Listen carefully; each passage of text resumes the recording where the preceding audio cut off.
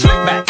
No, slick back. That's what I said. Slick back. No, nigga, I'm a pimp named Slick back. Pimp named Slick back. Pimp named Slick back. Nigga, are you deaf? I'm a pimp named Slick. Halo teman-teman, jadi di video kali ini saya akan membahas mengenai 3 materi ekonomi, yang dimana materi ekonomi yang saya angkat ialah barter dan uang, jenis kebutuhan, dan jenis barang. Yang pertama kita masuk ke barter dan uang. Barter merupakan kegiatan tukar-menukar barang yang dilakukan untuk memenuhi kebutuhan, baik kebutuhan seseorang maupun kelompok. Barter sendiri diperkirakan ada sejak 6.000 tahun sebelum Masehi. Barter dapat terjadi ataupun dapat dilakukan ketika kita memenuhi syarat, teman-teman. Adapun syaratnya yaitu barang yang ditukarkan harus secara fisik ataupun nyata, kemudian kedua belah pihak harus memiliki kesepakatan, dan yang ketiga itu nilai barang harus memiliki nilai yang setara ataupun paling tidak mendekati. Kemudian yang keempat, kedua belah pihak harus saling membutuhkan dalam waktu yang bersamaan, teman-teman. Nah, namun kenyataannya, barter tidak berjalan dengan mulus, teman-teman. Banyak sekali kendala-kendala dalam melakukan barter. Contohnya seperti sulitnya mencari partner yang saling membutuhkan dalam waktu yang bersamaan. Seiring berjalannya waktu ditemukanlah alat tolak ukur nilai dari suatu barang, yang biasa kita sebut uang, teman-teman. Uang ini dulunya masih berbentuk koin dari berbahan emas, tembaga, ataupun perak.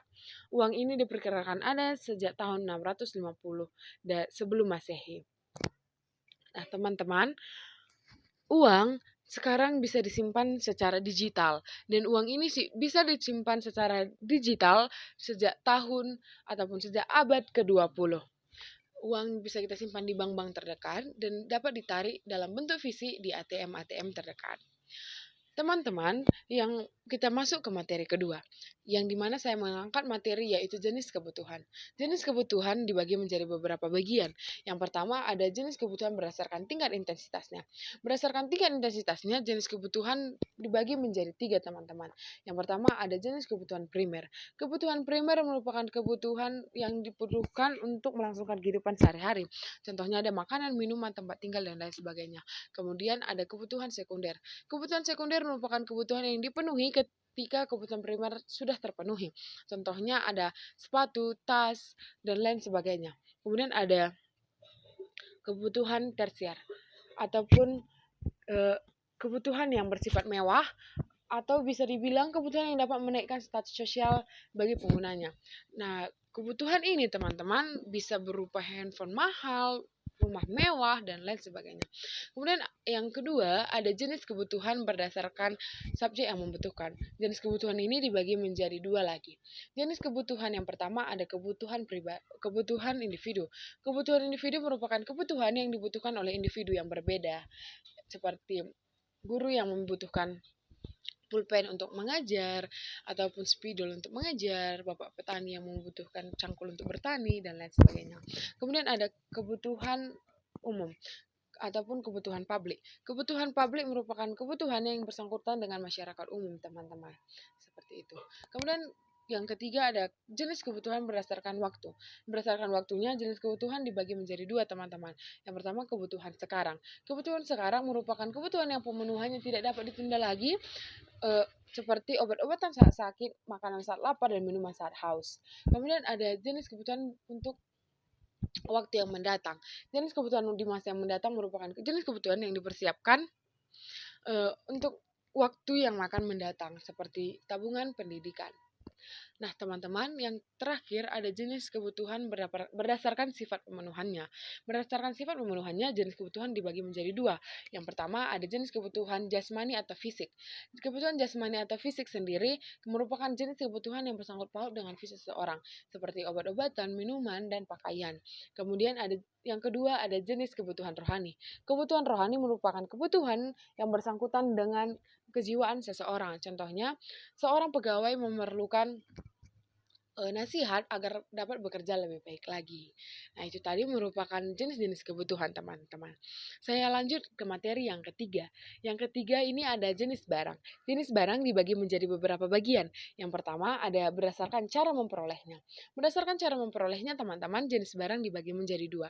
Yang pertama ada barang ekonomi. Barang ekonomi merupakan barang yang kita dapatkan ketika kita mengorbankan sesuatu, yaitu contohnya seperti handphone, tas, sepatu, dan lain sebagainya.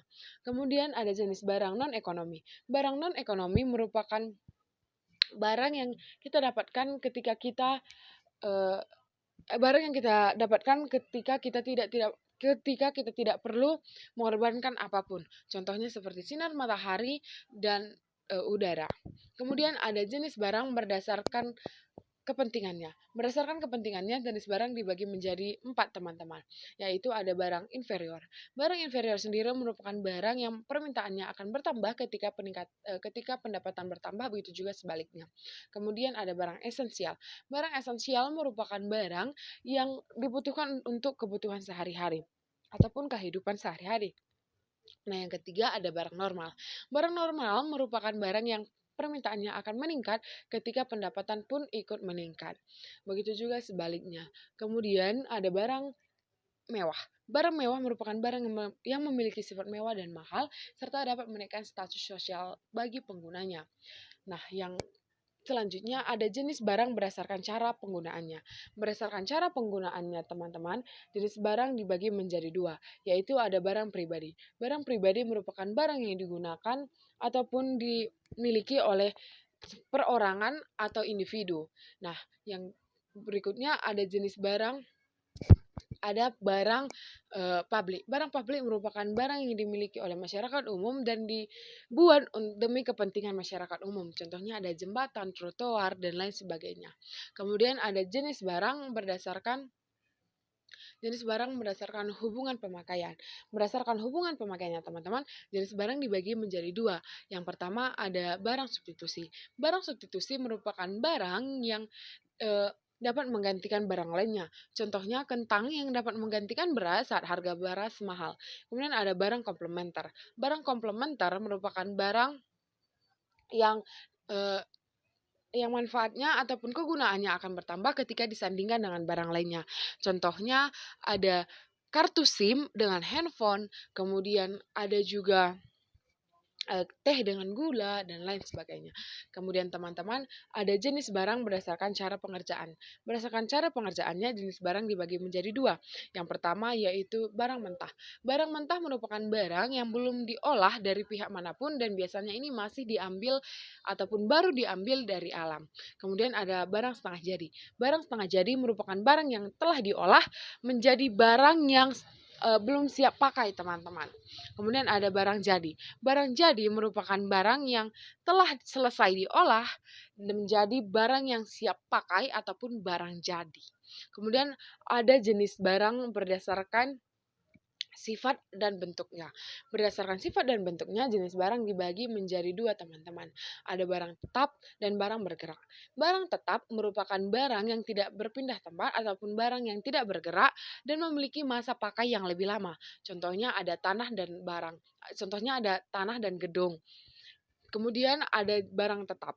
Barang tetap merupakan barang yang tidak berpindah tempat ataupun tidak bergerak dan memiliki masa pemakaian yang lebih singkat dari barang tetap. Contohnya ada kendaraan yang biasa kita pakai.